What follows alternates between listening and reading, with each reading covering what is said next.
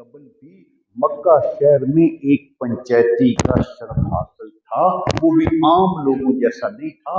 वो खास मकाम हासिल ये था कि जिसका फैसला अबू बकर फरमाते, किसी को इनकार मजाल न होती। सबसे मुश्किल मसले जो माल और जान है, इसका फैसला होता है, क्योंकि फितरती तौर पर जिस इंसान के माल का नुकसान हो वो भी बर्दाश्त नहीं करता, जिसकी जान का नुकसान उसकी तलाफी ना हो, उसको उसका इजाला ना मिले, उसका बदला ना मिले, किसास का बदला ना मिले, या उसकी देयत उसको ना मिले, वो लोग भी बरम होते हैं, नाराज होते हैं, गुस्से में आते हैं, बेकाबू होते हैं, बगावतें करते हैं। तो सेम मैंने समझाना ये चाहा कि हजरत अबू बकर सिद्दीक रज़ी अल्लाह ताला अन्हु को उस जमाने में ये शर्फ हासिल था कि आप एक मोतबर सालिस थे, बेतीन एक जज थे, जिसका फैसला माल का या जान का अबू बकर कर देते। किसी फरीक को ये जुर्रत न होती उनके खिलाफ जुबान खोल सके या कोई इशारा भी कर सके। ये उनकी ताकत थी, माशरते के अंदर उनका ये मकाम था, ये असल उनकी माशरे के अंदर हैसियत थी अबू बकर की। उस दौर के अंदर दौर कबैली दौर था, कबीलों का निज़ाम था, बैनुल अक़वामी कवानीन थे, लेकिन बैनुल अक़वामी कानून जो है वो बेबस थे, उनका कोई असर नहीं था, लोग उसको अहमियत नहीं देते थे। तो लेकिन कबैली दौर था, कोई खास निज़ाम था, कोई ना हुकूमत थी, न कोई नज़्म ज़ब्त था।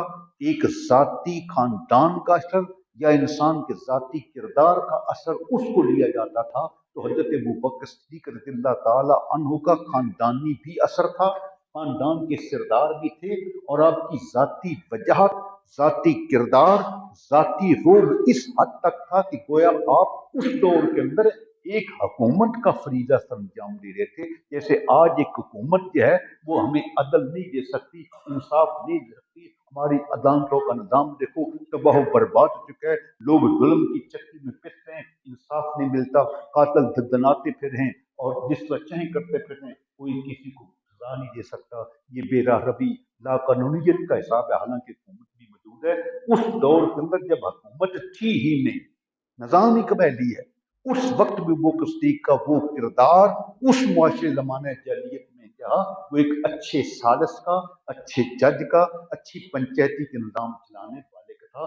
जिस वक्त कोई कातिल मकतूल पार्टियां दोनों इकट्ठी जाती, फैसला वो बकर कर देते। अगर कातिल की तरफ से आप जमानत मुहैया कर देते कि मैं जामन हूं, ये कातिल पार्टी है, मकतूल को दियत देगी, उनका हदिया देगी, उनको राजी करेगी, इतना टाइम देते हैं, इस टाइम के अंदर ये अपने मकतूल के वरसा को इतनी दियत देंगे, इतना माल देकर उनकी तसल्ली तशफ़ी करेंगे, तो किसी पार्टी को ये जुर्रत न होती कि अबू बकर सिद्दीक़ के फैसले के सामने कोई दम मार सके या इनकार कर सके या बगावत कर सके या उससे इनराफ कर सके।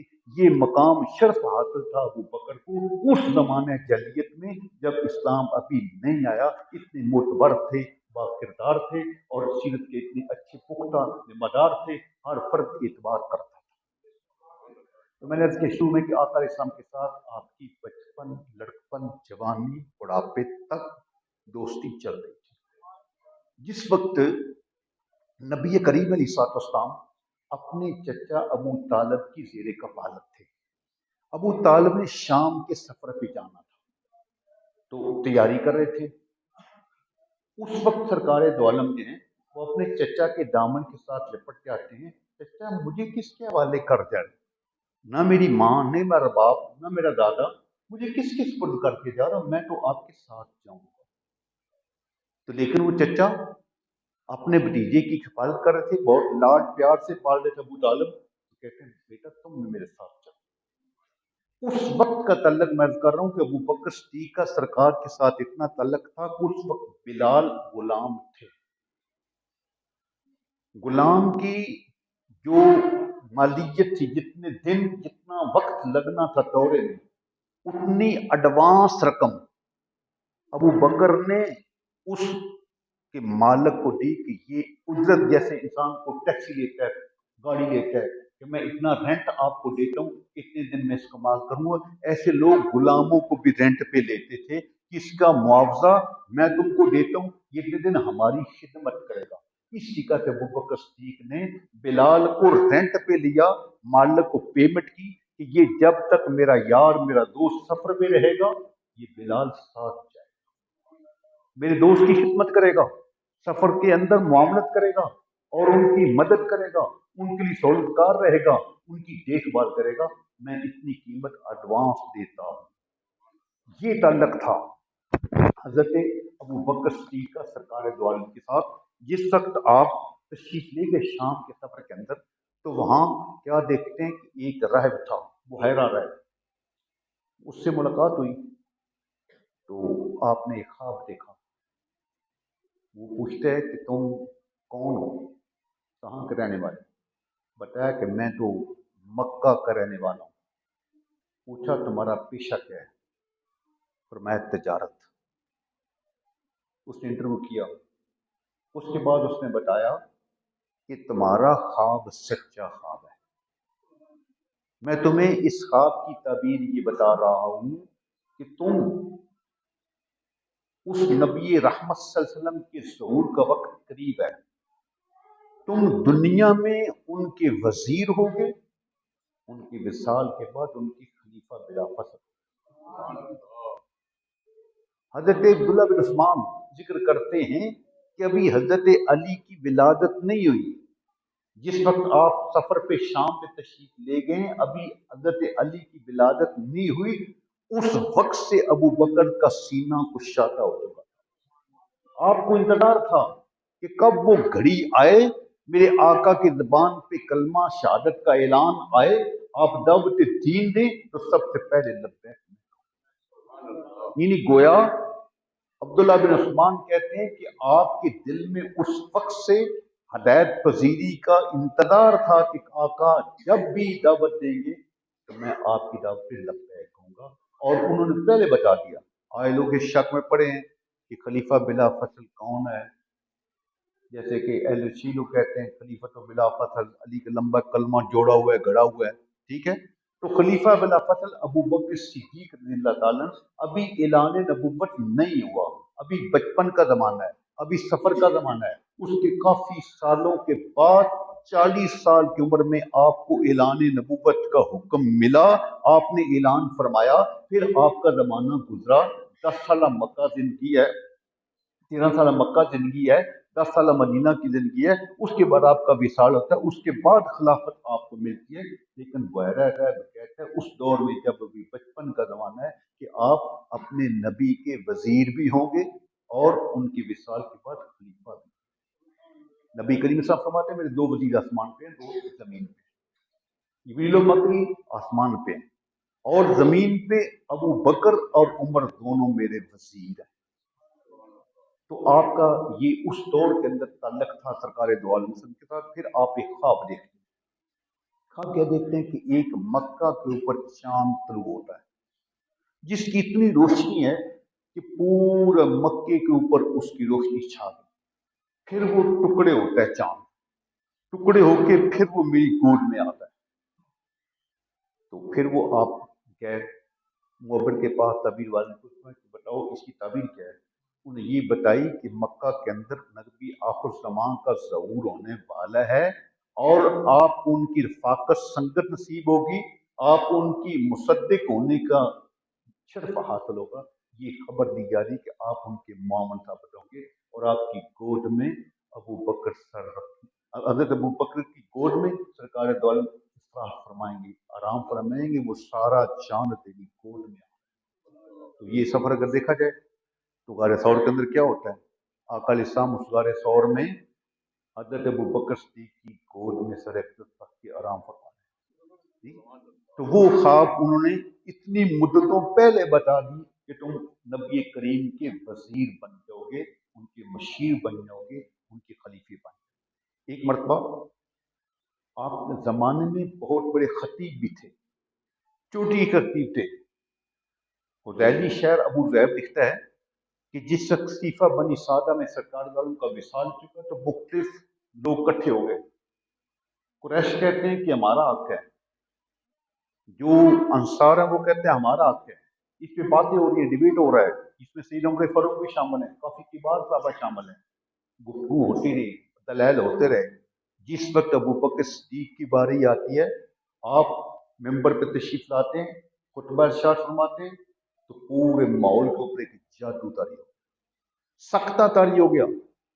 किसी को जरूरत नहीं थी कि अबू बकर सिद्दीक के दलाइल को कोई रद्द कर सके। एक मरतबा दीगर अज़वाज मुतहरात को कुछ शिकवा था हजरत आयशा सिद्दीक़ा तैयबा तहरा पा, तो सरकार दो आलम ने उनको बुला लिया, फरमाया कि आपस में बैठ के मेरे सामने बातचीत करो, जो जो तुम्हारे इतराज़ात हैं उनको जिक्र करो, आयशा सिद्दीक़ा उसका जवाब दे, ताकि ये रंजिश खत्म हो जाए, ये जो थोड़े से तुम्हारे ज़हन में बातें हैं इनका इज़ाला हो जाए। तो जिस वक्त दीगर अज़वाज मुतहरात ने आयशा सिद्दीक़ा रज़ियल्लाहु तआला अन्हा के सामने अपने इतराज़ात रखे या जो उनके शुक शुबात हैं उनका जिक्र किया, तो सारी बातों को सुनने के बाद आयशा सिद्दीक़ा रज़ियल्लाहु तआला अन्हा ने गुफ्तगू फरमाई। इतनी वो जामे, इतनी उनकी दलाइल जोरदार थे कि सब अज़वाज मुतहरात खामोश हो गए। तो मैं किसी को और शिकवा है तो बोलो, किसी को कोई इतराज है तो बोलो, सब खामोश हो गए, मुतमईन हो गई। सरकार का फरमाते हैं आखिर ये अबू बकर की बेटी है ना, अबू बकर भी जमाने के चोटी के खतीब हैं, उनकी बेटी जो है ये भी खतीबा है, इसके सामने बात करना इतना आसान नहीं है। तो हजरत आयशा सिद्दीक़ा रज़ियल्लाहु अन्हा जमान जिमन बात आ रही है कि पाए की आलमा थी, 2222 अहादीस हजरत आयशा सिद्दीक़ा से रवायत है। बाद उलमा फरमाते हैं कि दीन के चौथे हिस्से की इशार ये हजरत उम्मुल मोमिनीन आयशा सिद्दीक़ा तैयबा तहरा रज़ियल्लाहु ताला अन्हा ने फरमाई है। बहुत बड़ी आलमा थी, फाज़िला थी, और बेशुमार सहाबा किराम आपके शिगिर्द थे। जब मुश्किल बनती थी तो उम्मुल मोमिनीन आयशा सिद्दीक़ा रज़ियल्लाहु ताला अन्हा के दरवाजे पे जाके दस्तक देते थे, या माँ जी ये मसला हमें समझ नहीं आ रहा, इसकी वज़ाहत करो, तुम सरकार दो आलम के साथ रफ़ाकत में ज़िंदगी बसर की है। तो आयशा सिद्दीक़ा को इल्मी लिहाज से इतना अबूर हासिल था फ़क़ाहत के ऊपर, अहदीस के ऊपर, आप उसकी तफसीलन जो है वो जिक्र फरमाते थे। तो हज़रत आयशा सिद्दीक़ा रज़ियल्लाहु ताला अन्हा का ज़िम्न ज़िक्र है कि आप अपने वालिद की वरासत में वाज़ेह हिस्सा रखती थी, इल्म के अंदर भी, खताबत के अंदर भी, फ़क़ाहत के अंदर भी। तो हज़रत आयशा सिद्दीक़ा रज़ियल्लाहु ताला अन्हा की गुफ्तगू के बाद किसी को गुफ्तगू करने की जरूरत ना हो सके। तो मैंने जो आयत पाक अर्ज की है, वल्लज़ी जा बिसिद्क़ि वसद्दक़ बिही उलाइका हुमुल मुत्तक़ून, वो ज़ात जो सदाकत लेकर आई, वसद्दक़ बिही, और जिसने उसकी तस्दीक की, हुमुल मुत्तक़ून, वो दोनों ज़ातें सबसे ज्यादा मुत्तकी और परहेज़गार। वल्लज़ी जा बिसिद्क़, इस पे तमाम मुफस्सिरीन का इत्तिफाक है, अपने भी लिखते हैं, बेगाने भी लिखते हैं। अहले तशरीह ज़ात में यहाँ इसकी तफसीर में ये लिखा है कि वल्लज़ी जा बिसिद्क़ से मुराद आका अलैहिस्सलाम की ज़ात है, वसद्दक़ बिही से मुराद अबू बकर सिद्दीक़ की ज़ात है। तो अबू बकर सिद्दीक़ को सदाकत का लक़ब भी बारगाह जुल जलाल से मिला। जिस वक्त आपने शब मिराज की तस्दीक फरमाई तो मिन जानिबिल्लाह आपको ये सिद्दीक़ अकबर का लक़ब मिला। तो हज़रत अबू बकर सिद्दीक़ रज़ियल्लाहु ताला अन्हु माशरे में उनकी ये हैसियत थी कि उनको सालिस के तौर पे, जज के तौर पे उनको शुमार किया जाता, जिसकी ज़मानत वो देते, किसी को मुफर नहीं था, किसी को इनकार नहीं था कि जिसका फैसला अबू बकर फरमा दें। तो वल्लज़ी जा बिसिद्क़, ये बहुत बड़ा एजाज़ है। कुरान पाक में कई मकामात पर और भी सूरतें हैं जिसमें आपकी साहबियत का जिक्र आता है, आपकी रफ़ाकत का जिक्र आता है, आपकी कुर्बानियों का जिक्र आता है, आपके तक़वे का जिक्र आता है। जहाँ आपके माल खर्च का जिक्र आता है, वहाँ भी अल्लाह करीम फरमाता है कि ये मुत्तकी है मेरे। तो तक़वा में आपकी आला दर्जा हासिल है। तो वल्लज़ी जा बिसिद्क़, वो ज़ात जो सदाकत लेके आई, वो नबी करीम की ज़ात है।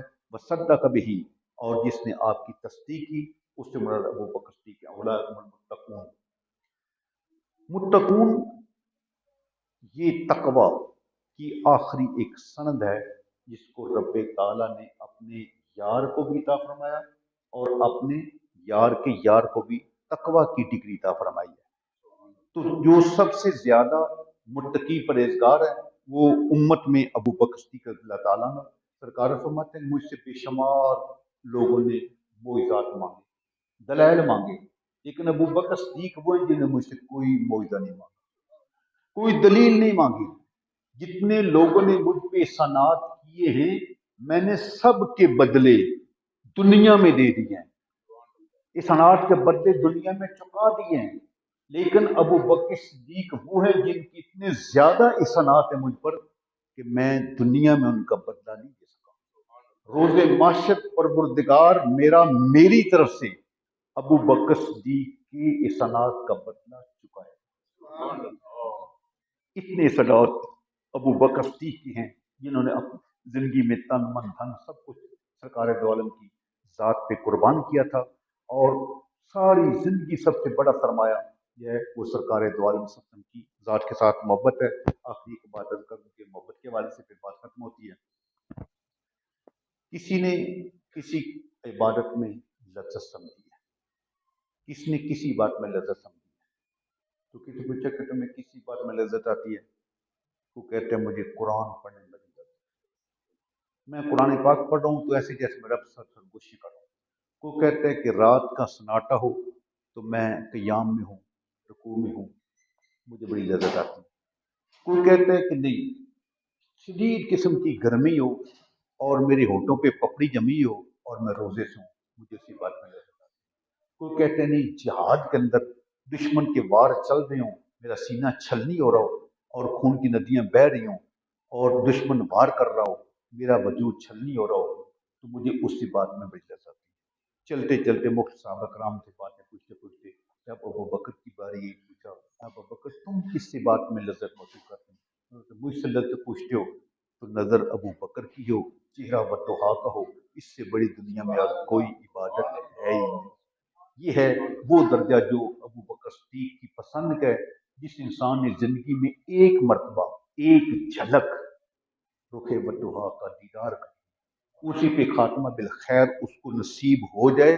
دنیا کا کوئی زاہد، کوئی قطب، کوئی ولی، کوئی غوث اس صحابی رسول کی کرتے راہ کو بھی نہیں پہنچ سکتا جس کو یہ عبادت مل جائے کہ رخ بطحا کا دیدار حیات میں مل گیا، پھر خاتمہ بالخیر خاتمہ ایمان اسی میں مل جائے۔ اس سے بڑی اور کوئی عبادت نہیں ہے۔ ابو بکر صدیق کی ساری زندگی بچپن میں، لڑکپن میں، جوانی میں اور پھر غار میں، پھر اب مزار میں بھی دیدار جاری ہے۔